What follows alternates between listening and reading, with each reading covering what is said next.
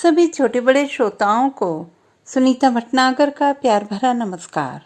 Audio stories के हमारे channel कहानी जगत में आप सभी का स्वागत है। हिंदी कहानियों की श्रृंखला में आइए आज सुनते हैं विमल चंद्र पांडे जी द्वारा रचित कहानी डर। लड़की कमसिन थी, सांवली थी और डरपोक भी थी। शरीर का भराव उसे उसकी आयु से अधिक का दिखाता था, नहीं तो वैसे वह 14 पार कर ही रही थी। उसका बाप उसके डर की वजह से अक्सर उसकी उम्र का उलाहना दिया करता था। तेरी उम्र में तेरी माँ की शादी हो गई थी और तू चूहों से डरती है। कभी प्यार से समझाता, बेटी गांव की बिटहनियां मकड़ों और तिलचट्टों से नहीं डरती, ये शहर की छोरियों के नखरे होवे।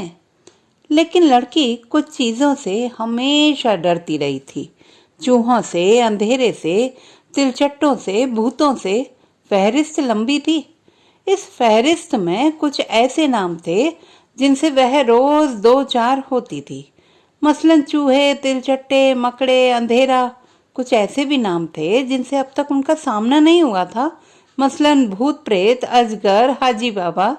लेकिन उन चीजों से उसे ज्यादा डर लगता था जिन्हें उसने सुना था, देखा नहीं था, बनिस्बत उनके जिन्हें रोज देखती थी।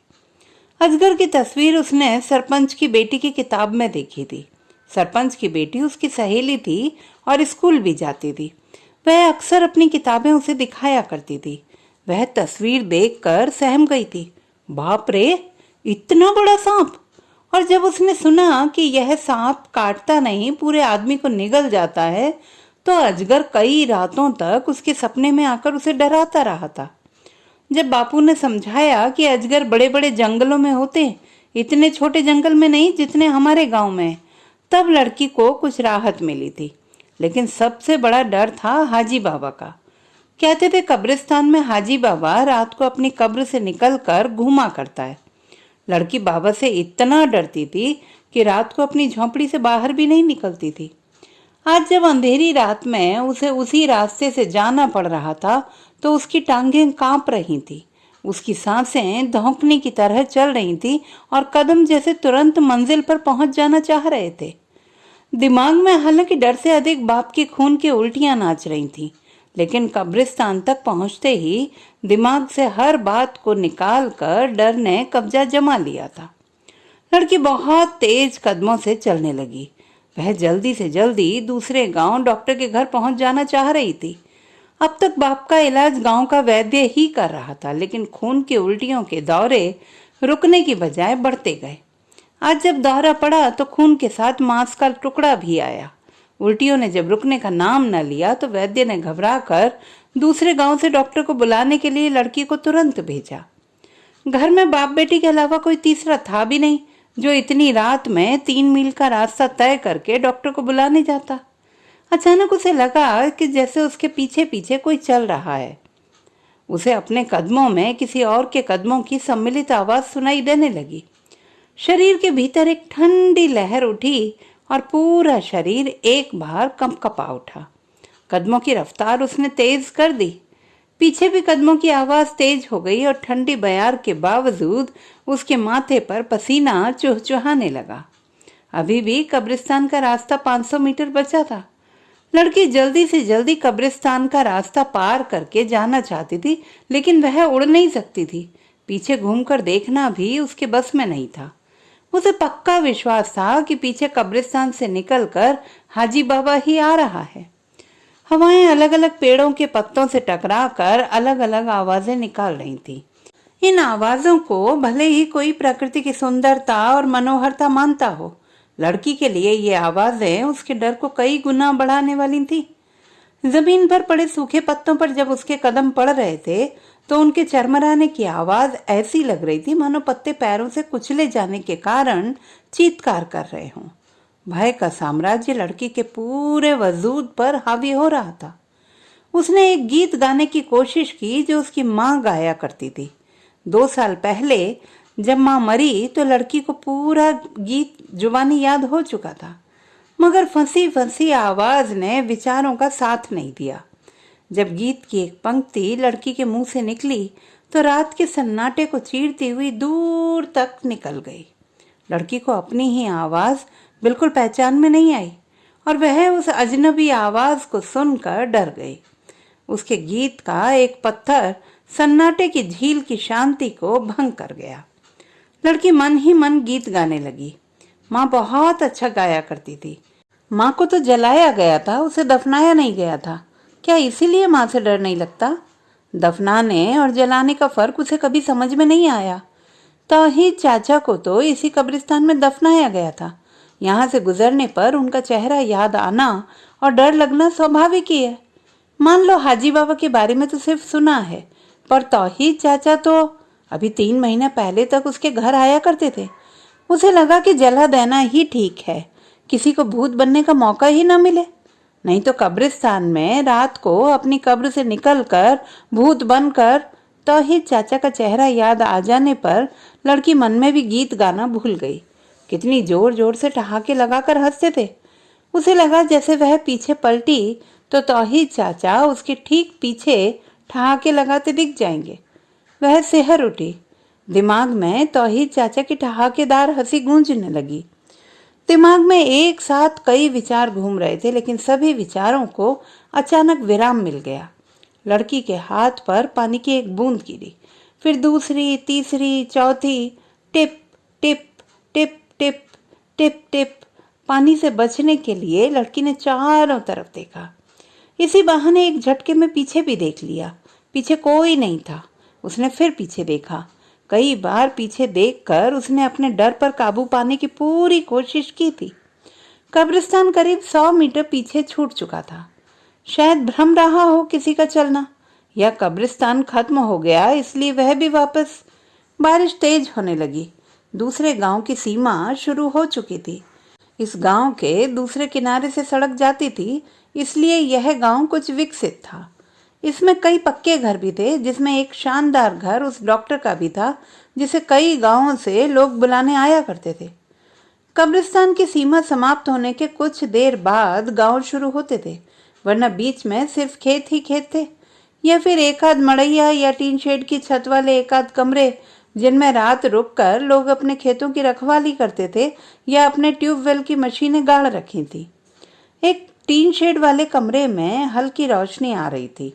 लड़की तेज कदमों से बारिश से बचती हुई जाकर दरवाजे से सटकर खड़ी हो गई। कुछ दूरी पर गांव नजर आ रहा था और टिमटिमाती रोशनियां भी। लड़की का डर अपने आप को गांव के नजदीक और कब्रिस्तान से दूर पाकर थोड़ा समाप्त हो चुका था। छींटे हवा के कारण तिरछे पड़ रहे थे। लड़की के मुंह पर बौछारें पड़ने लगी। वह थोड़ा पीछे खिसकी। दरवाजा थोड़ा सा खुल गया। आजा, दरवाजा खुला है, जल्दी आ। अंदर से एक मर्दाना आवाज आई। जी मैं क्या? जल्दी अंदर आ, कब से इंतजार कर रहा हूँ। आवाज में कड़कपन और आदेश था। लड़की सहम कर अंदर प्रवेश कर गई। अंदर एक मोटा आदमी चारपाई पर बैठा हुआ था। तिपाई पर बोतल, गिलास और नमकीन रखे हुए थे। लड़की ने उसके चेहरे को ध्यान से देखा। मोमबत्ती सी रोशनी बिखेरता एक पीला बीमार बल्ब आदमी के खतरनाक चेहरे को और भी खतरनाक बना रहा था। ऐसा लगता था कि उसके चेहरे पर बाल ही बाल हों। लड़की ने उसके चेहरे से नजरें हटा ली। जी, बाहर पानी बरस रहा था, इसलिए मैं यहाँ इसलिए देर से आई। मैं कब से इंतजार कर रहा हूँ। बारिश आ गई थी तो कयामत आ गई थी क्या? कमबख्त सारा नशा उतार दिया, फिर चढ़ाना पड़ेगा। साली पैसा इतना ज्यादा लिया और समय का कुछ ख्याल। आदमी बड़बड़ाता हुआ उठकर गिलास भरने लगा। अब वहां खड़ी क्या है? यहाँ चारपाई पर बैठ। माधव तो कह रहा था तू बड़ी मुंह जोर है, मगर मुझे तो लगता है तेरे मुंह में जुबान ही नहीं है। आदमी गिलास खाली करने लगा। लड़की ने उसके आदेश का पालन किया और चारपाई पर बैठ गई। वह उसके चेहरे की ओर देखने की हिम्मत नहीं जुटा पा रही थी।